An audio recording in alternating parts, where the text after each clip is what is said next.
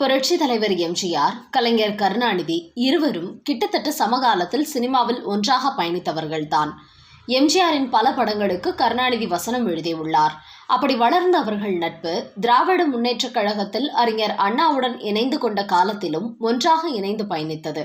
ஆனால் நாட்கள் செல்ல செல்ல எம்ஜிஆரின் செல்வாக்கு மக்களிடம் அதிகரித்து வருவதை பார்த்து பயந்து போன கலைஞர் கருணாநிதி கட்சியில் தனது செல்வாக்கை தீவிரப்படுத்தும் முயற்சியில் இறங்கினார். தனக்கு ஆதரவாக ஒரு கும்பலையும் சேர்க்க ஆரம்பித்தார்.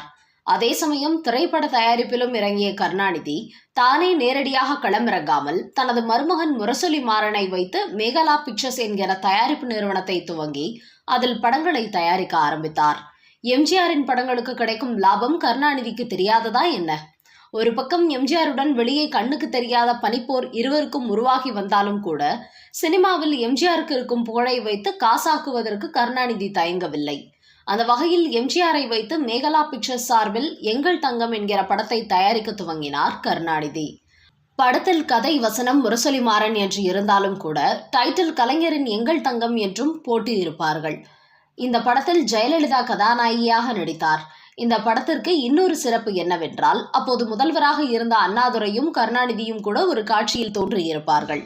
அந்த வகையில் 4 முதல்வர்கள் ஒன்றாக தோன்றிய படம் என்றால் அது இந்த ஒரு படமாகத்தான் இருக்கும். இந்த படம் துவங்கி நடைபெற்ற நாட்களிலிருந்து திமுக சார்பிலிருந்து எம்ஜிஆருக்கு தேவையில்லாமல் சில குடைச்சல் கொடுக்கப்பட்டு வந்தது. இந்த படத்தை முடித்துவிட்டு எம்ஜிஆர் உலகம் சுற்றும் வாலிபன் படத்திற்காக மறுநாளை ஜப்பான் கிளம்பி செல்ல வேண்டிய திட்டம் போடப்பட்டிருந்தது. அந்த வகையில் எங்கள் தங்கம் படத்தின் கடைசி நாள் படப்பிடிப்பு. அதை முடித்துவிட்டால் மறுநாள் எம்ஜிஆர் ஜப்பான் கிளம்பி செல்லலாம். அன்றைய தினம் எம்ஜிஆருக்கும் நடிகர் சோவுக்குமான காட்சிகள் மட்டுமே எடுக்கப்பட வேண்டியிருந்தது. கணக்குப்படி பார்த்தால் காலையில் ஷூட்டிங் வந்ததுமே கிட்டத்தட்ட 2 மணி நேரத்தில் அந்த காட்சிகளை எடுத்துவிட்டு 11 மணிக்கெல்லாம் கிளம்பி போய்விடலாம். ஆனால் எம்ஜிஆர் அன்று ஒரு நாள் நடிக்க வராவிட்டால் அதன் பிறகு அவர் வெளிநாடு சென்று திரும்பி வந்த பிறகுதான் எங்கள் தங்கம் படப்பிடிப்பை மீண்டும் நடத்த வேண்டும் என்கிற நிலை. இதனால் மேகலா பிக்சர்ஸ் சார்பில் வாங்கியிருந்த கடன், அதற்கான வட்டி எல்லாம் சேர்த்து மிகப்பெரிய சுமையாக மாறிவிடும்.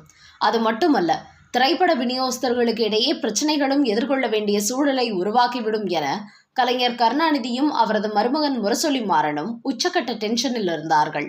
கருணாநிதிக்கு தான் எம்ஜிஆருக்கு கொடுத்து வந்த மறைமுக அரசியல் டார்ச்சர் காரணமாக ஒருவேளை இன்று எம்ஜிஆர் நடிக்க வராமல் போய்விடுவாரோ என்கிற அச்சத்தில் இருந்தார். அதனாலேயே இந்த படத்தின் படப்பிடிப்பு நடந்த பல நாட்களில் கருணாநிதியும் ஷூட்டிங் ஸ்பாட்டிற்கு வந்து அமர்ந்து விடுவதை வழக்கமாக வைத்திருந்தார். ஆனால் கடைசி நாளில் அவர் இந்த டென்ஷன் காரணமாக ஷூட்டிங் ஸ்பாட்டுக்கு வரவில்லை. அதே சமயம் முரசொலி மாறன் மட்டும் படப்பிடிப்பிற்கு வந்திருந்தார். எம்ஜிஆரும் வழக்கம் போல படப்பிடிப்பு தளத்திற்கு சரியான நேரத்திற்கு வந்துவிட்டார்.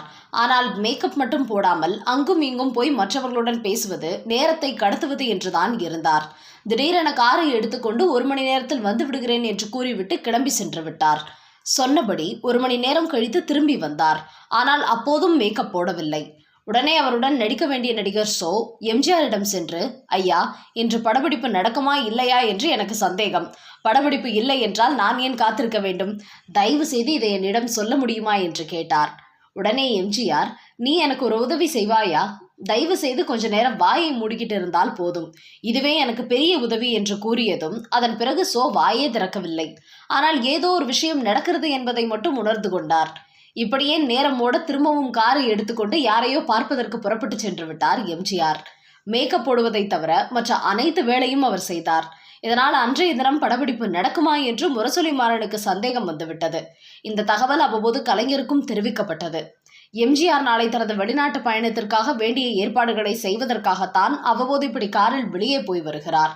அதனால்தான் இன்னும் மேக்கப் போடாமல் இப்படி சுற்றி கொண்டிருக்கிறார் என்று படக்குழுவினர் பலரும் பேச ஆரம்பித்து விட்டார்கள்.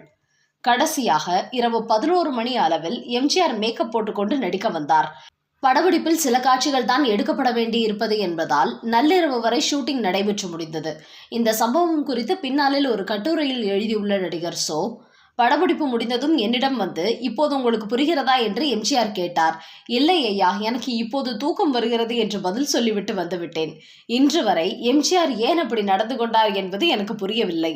ஆனால் அந்த நேரத்தில் கருணாநிதிக்கும் எம்ஜிஆருக்கும் இடையே இருந்து வந்த கருத்து மோதல்கள் தான் அடிப்படை காரணமாக இருந்திருக்க வேண்டும். அன்றே கருணாநிதிக்கும் எம்ஜிஆருக்கும் இடையேயான நல்லுறவு மறைந்து விட்டதாக உணர்ந்தேன் என்று கூறியுள்ளார் நடிகர் சோ.